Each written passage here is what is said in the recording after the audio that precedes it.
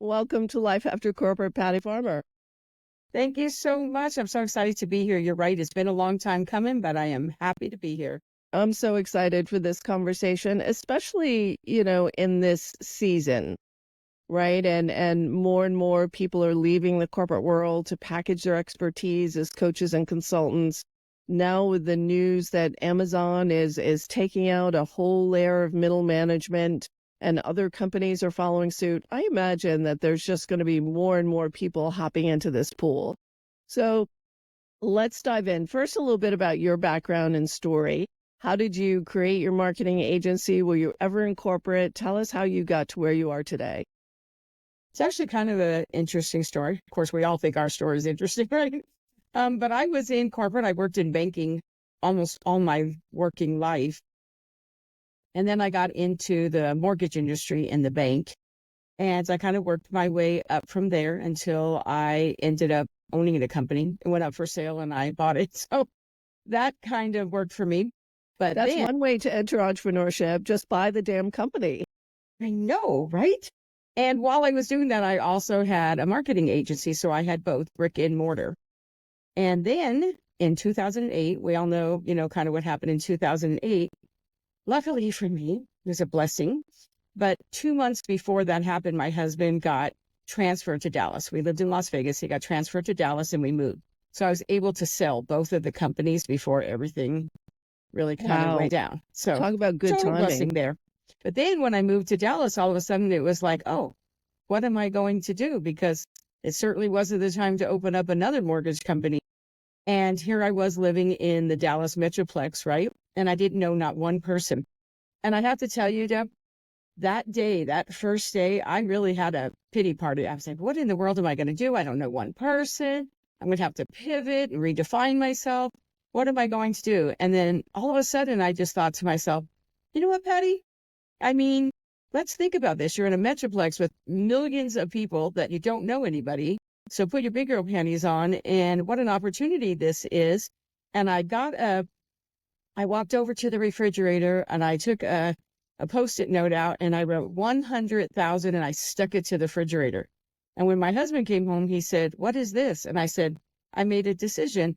Marketing has always been the thing that I did well. It's also the thing that brought me in all of my strategic partners. I said, so I'm going to open up a boutique marketing agency. I'm going to cater only to women, which is who I love because I have 6 daughters that come from a family of 5 girls. So I said, that's what I'm going to do. And I am going to be able to know 100,000 people, make $100,000. I'm going to do it in my first year here. I did it in 9 months, and the rest, they say, is history. That is incredible and so important. And one of the things I want us to talk about today, too, is partnerships and collaborations, because I think it's one of the most overlooked strategies for entrepreneurs. But let's first start talking about how to stand out. Because of this influx of people who have left corporate to monetize their expertise as coaches, consultants, most grossly underestimate what it takes to actually get to your first 6 figures. I think that's an important milestone that most people want to hit, getting close to replacing a hefty corporate salary. So what do you advise people? Like, how do you create a standout position in a market that's already crowded? I would say the most important thing first is to really establish what your brand is. And by that, I don't mean your branding. Brand and branding are 2 different things. And I think what happens is when people step away from corporate and they want to be an entrepreneur, they get all excited about expressing themselves in a way that they have never been able to do it before.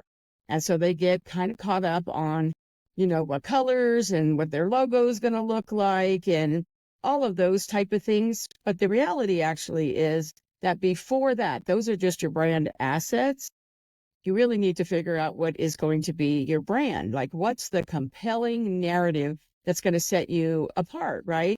That's going to define you and your business.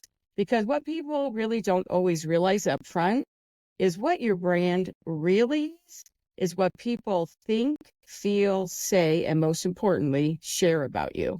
So it's really important to have that compelling brand that speaks directly to your audience's needs, right? And what it is that they want, so that they know, oh, wow. And then they recognize you everywhere. So I think that where people need to spend the time in the beginning is, what do they want to be known for, who they are, and really to create the brand. After the brand, then everything after that is about brand strategy and assets and all that stuff.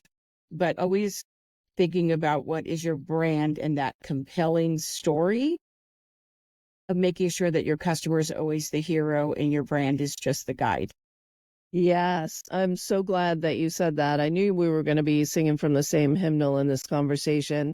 Um, what I call the logo, the colors, all that when you first start out is really fake progress. It feels like you're building a business, but you're not doing anything that's really going to get you clients. And so creating that, what you want to be known for, I am the one who, is so vitally important. And the other thing you said is speaking directly to the voice of the client that you're trying to attract. There's so much what I call narcissistic marketing out there, where it's like, hey, I did this and I am this and I'm going to be here and I'm going to be there. And no one really gives a shit. What we care about is what you're going to do for me and how well do you understand my pain. So, standing out is really important. And one of the things I think that's really hard is developing that brand story. So how do you guide people in creating that narrative? How do you stand up? I remember a friend of mine and I, when I first launched this business, we would go to networking events, and in the car on the way, we would like practice our elevator pitch on each other, just trying to refine it. But how do you get to that perfect positioning? Well, I think the most important thing is to ask yourself the question, what is it that I want people to feel? Like, Mm. I don't think people always think about that. What is it that you want them to feel after they interact with you? Right? Because first of all, depending upon what it is that your business is, I'm sure there are many, many other people that do that too. I mean, I'm in marketing, right? And that marketing space is really huge. So how are you going to differentiate yourself from everybody else? That's how you stand out from a crowded marketplace. What do you want to be known for, so that when people hear about you, they're like, oh, I know her, right? And not only that, but when people hear about what you do, those are titles. And people get caught up on titles. And, just like when you introduced me, right? I'm a this, I'm a this, I'm a this. But the fact of the matter is, there's a million other people that are a that and a that and a that. The question is, what are your core values? What do you stand for? Who are you at your core? Which is what I like to tell people all the time. Because even when people ask me, I think people can sometimes be intimidated by titles, right? And people love to use them, right? But the fact of the matter is, it isn't really who you are. Like, at my core, yes, I am all those titles. That's what I do. But who I am at my core is that I'm an idea generator. I'm a people connector. I'm a revenue multiplier. But most of all, I'm a relationship builder. And that is what I want to be known for, is that I always build relationships with people, whether it's podcast hosts, people that all across the board, everybody I touch in my day-to-day, I want them to walk away and say, it was not a transaction. Nothing is a transaction. It's got to be transformative, because here's the question I think we need to ask is, we are not in the information business. Google is in the information business. We are in the transformation business, right? So you want to be really clear. Like, I'm an educator at heart. I just can't help myself, but I'm still not in the information business. So you have to say to yourself, what is it that I want to be known for, that I want people to not just buy a book? Like, they can buy a book, they can go to Google. We have AI right now. They can find out all the information that they want and what they need. But what they really need is, how do I implement it? How does it apply to me? How am I going to stand out? What am I going to do to differentiate myself? And I think it is something that we don't always think about. And I'll give you a really quick example. I teach this all the time. And one time I had this girl, she's like, Patty, I'm a realtor. Like, everybody knows 1 or 20 of them. How in the world am I going to stand out? What's my differentiator? I said, I don't know. Let's talk about it. And so she kind of told me that before she was a realtor, that she actually worked for a builder. And when she worked for the builder, she worked in the negotiation department. And she was a relatively new realtor. And I said, well, that's your differentiator. She said, well, what do you mean? And I said, I don't know. If I was buying a house, I'd want to know and know a realtor who knew everything that they could negotiate on and everything they couldn't. I mean, that's a differentiator, right? So you got to ask yourself, what do I do differently? And if you don't feel like you do, you need to create something. Yeah, absolutely. And I completely agree with the relational versus transactional. I mean, there are people out there that you'll meet who are purely about the transaction. Are you going to buy for me or are you not going to buy for me? I'm a relator, similar to you, Patty. And I think that what's missing in this market of entrepreneurship is that true mentorship, that true customization. I think we're done with cookie cutter courses of, hey, I made 7 figures doing this. I can teach it to you and you'll make 7 figures too. And that's just not the way it works. So when you get a client who's coming to you for the first time, are you working with new entrepreneurs, more established entrepreneurs? When they're not getting that traction in the market, when their messages aren't landing, when they're, on LinkedIn 5 times a week, on Instagram twice a day, and yet they have this great visibility, but they're not converting any clients. So how do you help them generate revenue from their visibility? What are some of the things they're missing? I love this question so much. So one of the things that I do is I usually, when somebody comes to talk to me, I go audit that right away. I want to audit what they're doing. And here's something that I find is very, very common that people do is some have mapped out their customer journey. Most have not, right? And in that customer journey, some people are just aware. They're just becoming aware that they have that problem, right? And then some people are becoming aware, but they haven't quite decided that they want to do something about it yet. And then they get to the point where now they're ready to do something about it. They want to take some action. They're just not sure who it is that they're going to hire. And then they get to the point where they're like, oh, now I am actively looking for the right person to hire. And then once they hire that person, they're at the point now where how do you make them a raving fan? I mean, there's some brands out there, I don't have to mention any names, that, people line up around the corner every time something new happens, right? So that is the different stages. But here's the common mistake. What happens is when we're marketing and we're doing our messaging, we try to talk to them all at the same time. Like that's the biggest mistake, right? Now, do you need to talk to them all? Yes, but not in the same post, not in the same blog post, not in the same social media post, not in the same messaging, right? So you just need to be aware. Who is it that I'm talking to? Am I talking to people in the awareness stage? Am I talking to the people in the interested stage? And then you need to craft all your messaging to speak to the person that's your avatar in that stage, because that's really where it's important, because otherwise it's just not landing with them because they're not there yet. They don't relate to it yet. And you need to be able to speak to people so that they're like, oh my gosh, she's talking exactly to me. I have to tell you, Deb, I have never, ever in all 23 years I've been in business had a sales call.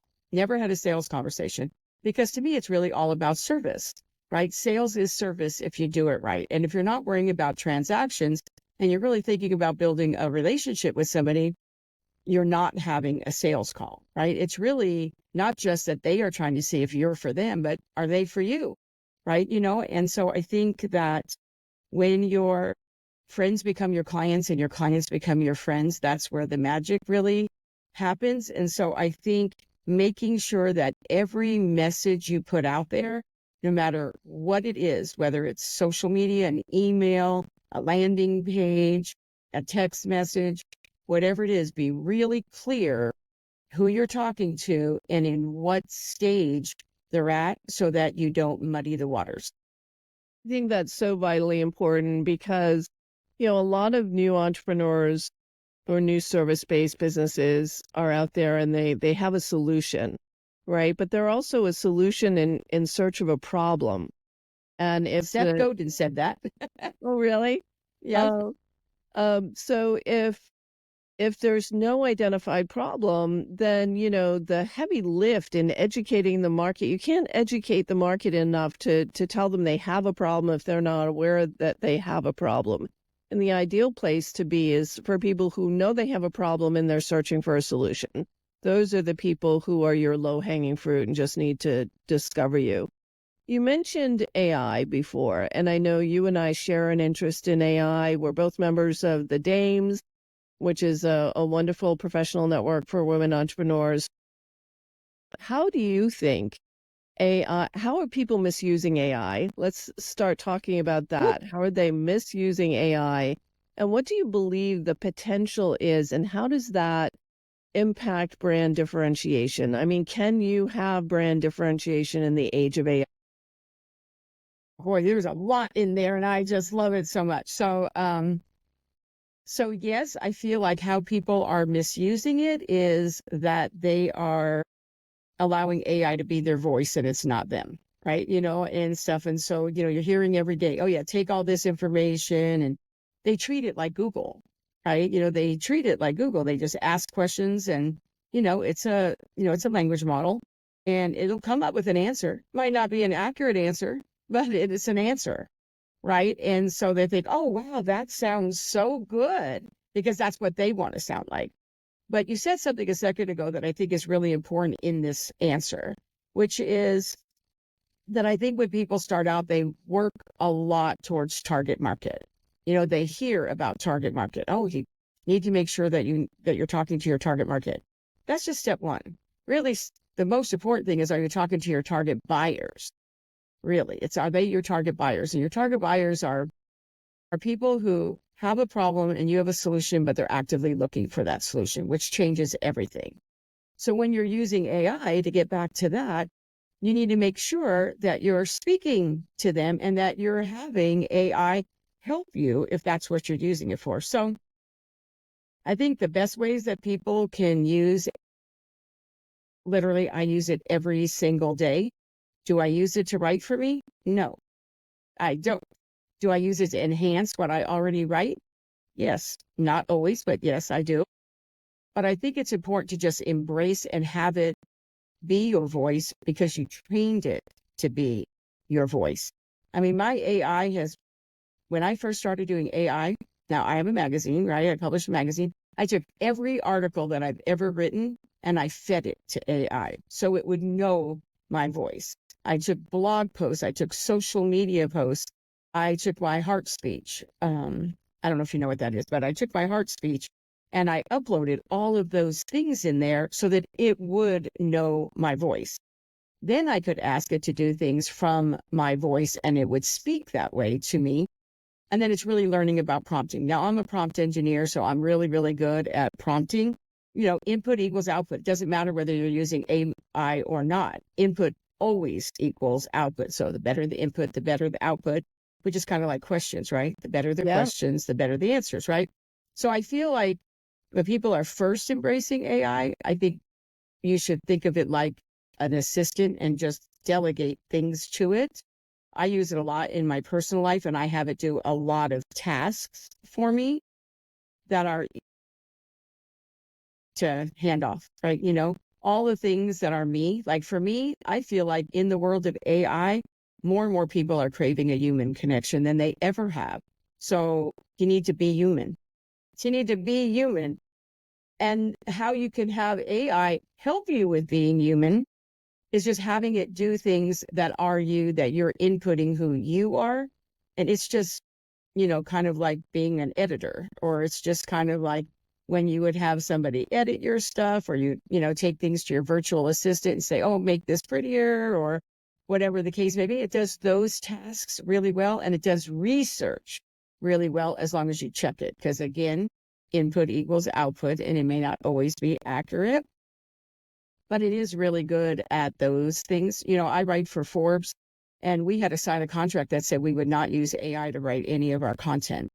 And I publish a magazine. I don't let anybody do it either, right? I don't want you to use AI to write your content, but I'm totally okay with it formatting it for you, or, making it make better headlines for you in it. So it's easier to read. So I think that there is definitely a place.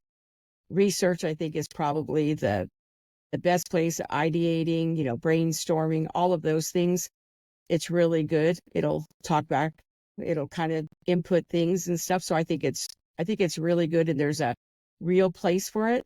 And if people don't embrace it, they're just going to get left behind, because it is the wave of the future for sure. Yeah. Yeah. Create the name for our December 3rd conference, On My Terms, where corporate expertise launches entrepreneurial dreams. So I thought that was, that was a pretty good headline. And I'm sure you've created your own GPT to act in your voice. Is Lots that of what it. you're referring to? Yeah. So I'm working on that myself. But one of the things that I thought of recently was, we do these 5-day campaigns on a regular basis. And I asked my online business manager, I said, download all the campaigns for the last 2 years with the open rate and the click-through rate. And then I gave that data to ChatGPT and said, identify the campaigns that had the highest click-through rate. And identify the email subject lines that had the highest click-through rate. Then we uploaded those 2 email campaigns that we already had and said, analyze these 2 campaigns and identify the best practices that led to those higher click-through rates. And it analyzed the email sequences and what they had in common that made them more compelling than the other emails in the sequence. So I think, and then applying that knowledge to the new campaign. So I think, is that a good example of what you were talking about, is don't use it to write for you, but use it to analyze the good stuff.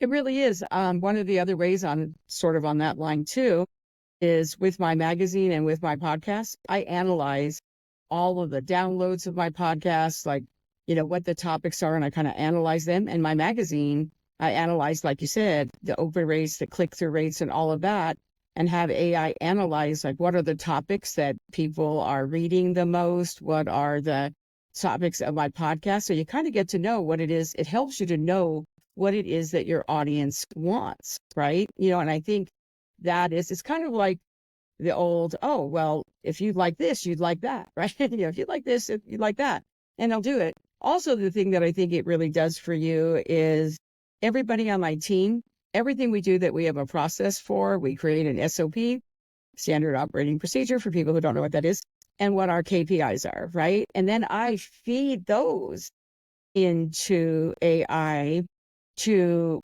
create a custom GPT for that. It makes it so much easier. So a custom GPT is just what a process is that now it will automatically do the same process for you. And I have literally turned all of those things into that, and it can do it so much quicker now. And that actually saves you money and time, because now I don't have to have a virtual assistant do that for me. Now my virtual assistants can now actually work on other things that help me. And then we create an SOP for that, and then create a custom GPT if we can. I mean, not everything can be done that way, because not everything fits into a sleek process. The other thing that you mentioned was, there's 2 more things I want to cover with you. One is the strategic relationship building. So you're a relator. And, how do you leverage partnerships, and how do you recommend your clients leverage partnerships and networks to really amplify their voice, amplify their brand, and get into other people's audiences? That's the name of the game, right? Get It other is. people's I mean, audiences. I feel like I'm just a newbie here. I feel like I'm just scratching the surface. There are some things that I've done, and I've done well with the professional networks that I belong to, but I'm looking for new ways, new ways to collaborate and amplify each other's voices. What are you seeing working today? Oh, this is my favorite. This is my favorite subject. I'm actually giving a speech on it this afternoon. This is one of my favorite things, because I feel like this is really how you can grow your business. Really, it is all about the strategic partnerships that you create. So I hope the people that are listening, this is where you guys want your pen and paper. So here's the thing that I'm going to say. Look at a couple things that will get you started really easily. Think about what it is that you do, and think about who is someone that would work with somebody before you. So for example, I'm in marketing. So somebody who comes before me could be somebody in branding, for example. Okay. So they would make a great strategic partner if they did branding because they have clients that the next step for them would be marketing, and we could do that together. But then I don't do websites. So marketing is a huge umbrella, right? I don't do websites. So website people are really great because a lot of times when I work with them, we find that they need to rebrand. So I go to the branding person. Sometimes they need to refresh their website or get a whole new one. And then a website person is really great. So I call that upstream, downstream. So, those are the easiest ones at first when you're thinking about it. But then think about, so a lot of times people don't think that a good partner is somebody who they consider their competition. I personally don't believe in competition. I think it's an integrity issue. But here is really where the golden opportunities are. Because, like I said, I'm in marketing and I don't do websites, but website people call themselves marketers, right? So think about who overlaps with you a little bit. Those are your best partners for sure. And think about who else does what you do, but maybe they have a different audience. So for me, my ideal audience is women that are 40 plus that have established businesses. So they've been in business for at least a year, right? Not brand new startups. But yet I know all kinds of marketing people who deal 100% with startups.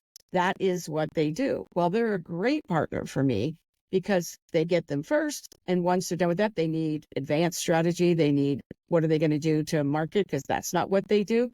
Then they hand them off to me. We do a lot of webinars together, a lot of co-hosting of things together. So think about that.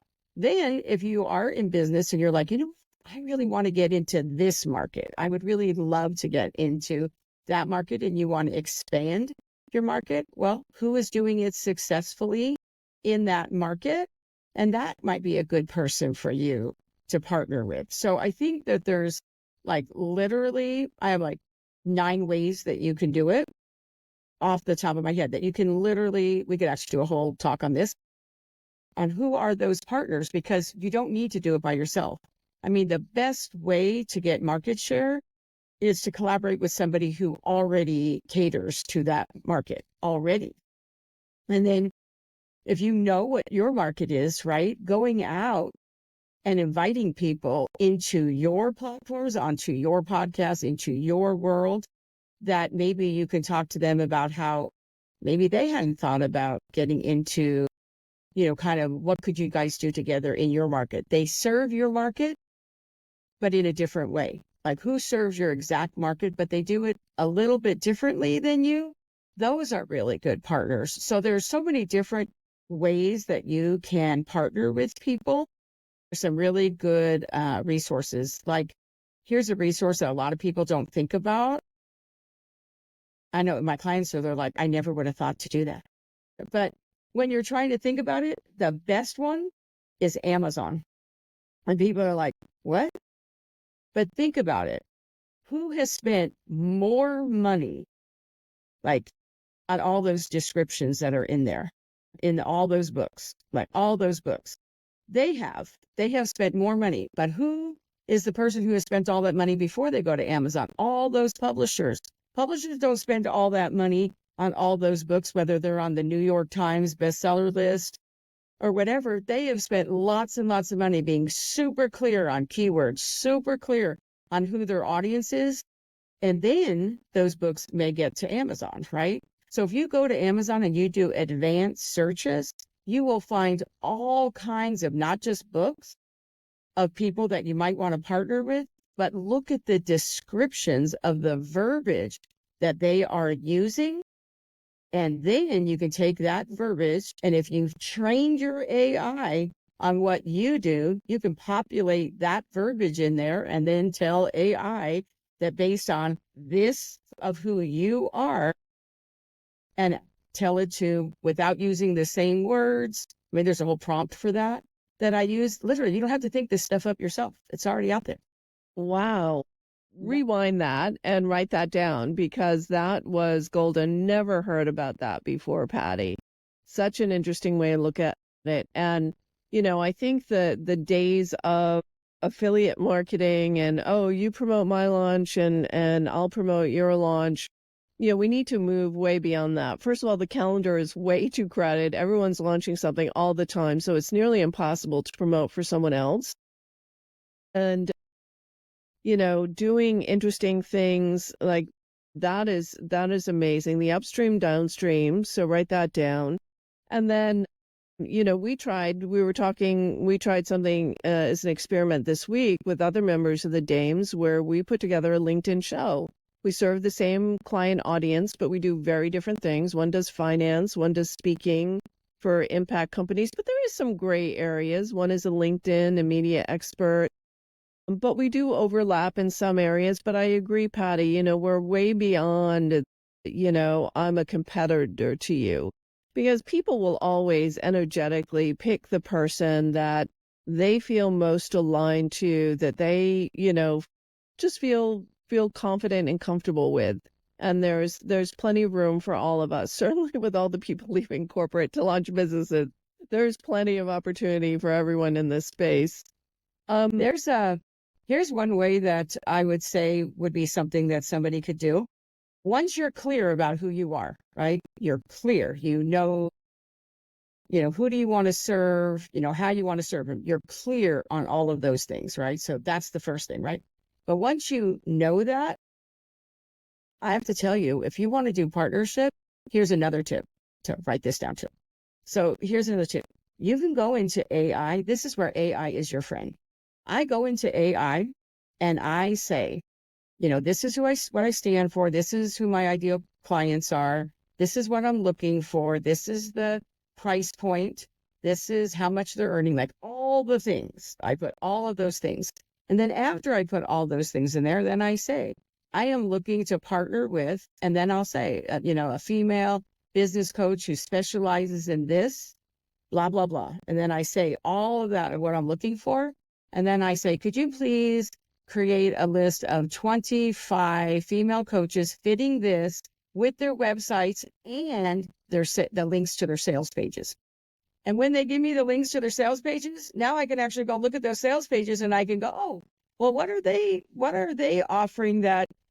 Wow, I hadn't thought of that. I actually fill that gap too. I actually could do that too. They don't do what I do. That's why they're partners, right? They're not my competition. They're partners. But how many of those things could you look at and go, well, wow, I never really thought about doing that. Just like think about your LinkedIn show you just had. I never thought about doing that. Where are those gaps and where could you look at that? And then these are their partners. And if you go and look at their websites and you go look at their sales pages, you might be able to say, you know what, that's something I hadn't thought to do. And maybe I could reach out to them and say, oh, I hear that you were doing a one-day event on this, or you're doing a podcast series on that. And I really feel like I could, expand that conversation about this. And I'd be more than willing to now put it out in front of my audience. I mean, my magazine has 235,000 subscribers. I mean, like, that is amazing. So when you think about it, is that a digital magazine or a it's a digital magazine? It's free. It's a free digital magazine. Not everybody's my client, but it's the way I serve, right? Yeah. So when you're thinking about it, so there's a lot of different ways. I mean, let it find your partners for you. Now, you could go on Google and you could do that same thing and you could find that and you could spend hours doing that market research, which we should. But this is where AI can help you. But it's all about, what input equals output, right? So right. You need to make sure that you can input on who your ideal things. client is and your voice and your brand position and all of that. So super important. You even could ask AI that after it finds those ones, and you can go back in there and say, oh, I really relate with this one, and this one, and then ask AI to create the pitch for you. It'll even do that. Yeah. So I know that this podcast is going to be evergreen. There'll be people listening to it at various stages of their year. Right now, we're entering Q4. So, and I know revenue boosting strategies are a passion of yours. And so what I'd love for you to share is, one or two tips on how do you squeeze the most potential out of the fourth quarter of the year and set yourself up for success in Q1. What tips do you have for our listeners on that?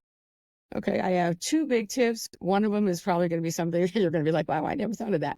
So the biggest thing that I do at the end of the year happens in November, and I call that November. November.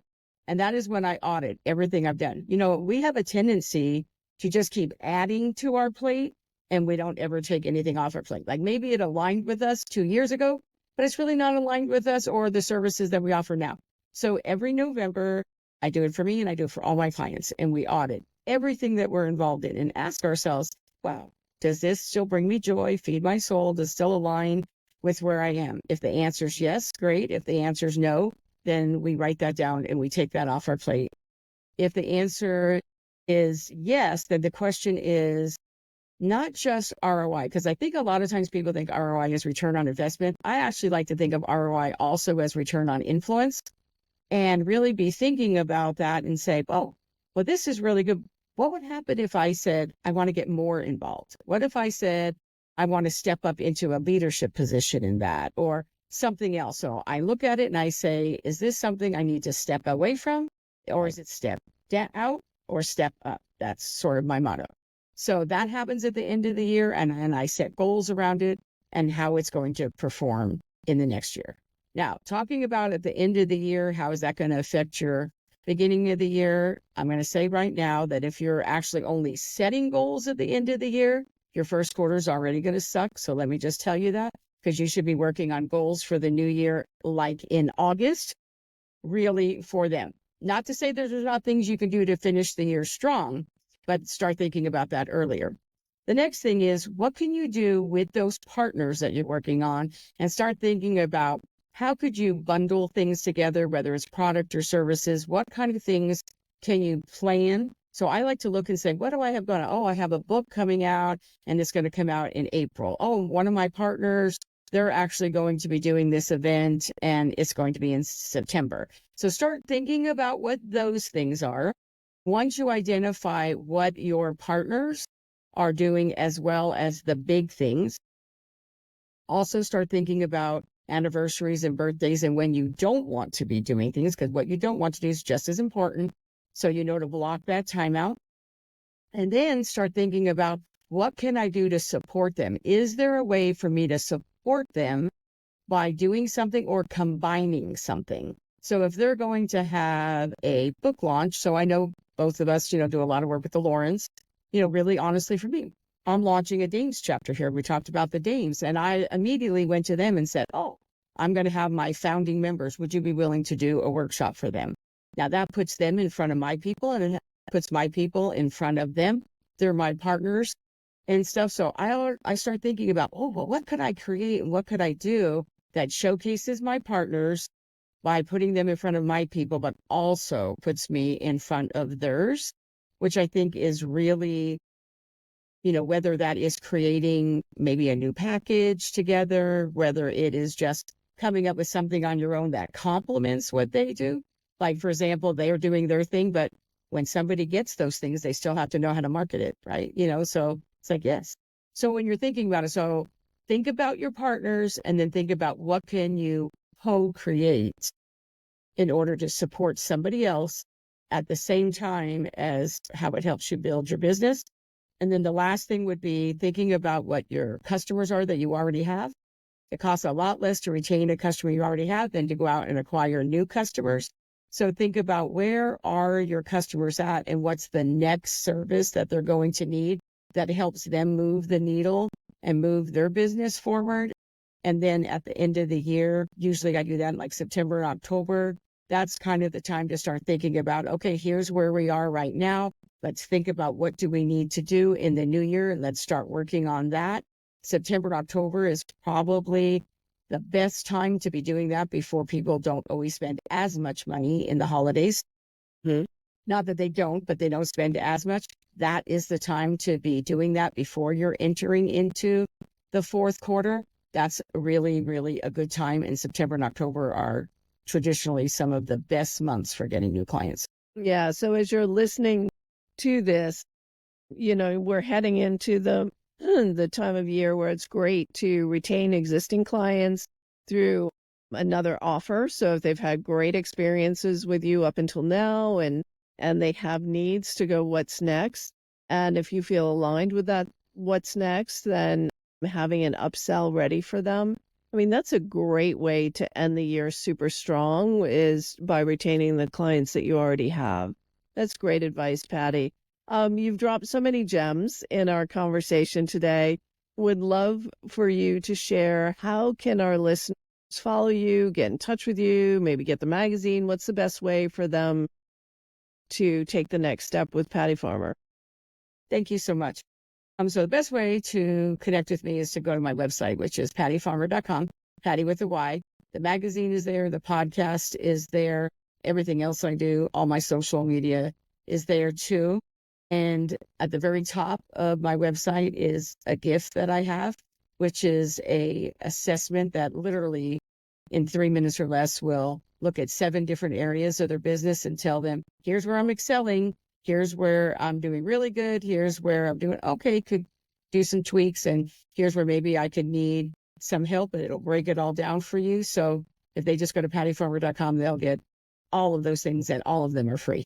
All right, my friends. So hopefully you will take action based on what you learned today, start training AI to do some work for you, explore partnerships and collaborations, and certainly get your audience targeted, start speaking to them in relevant terms of their voice, their issues, what they need to know.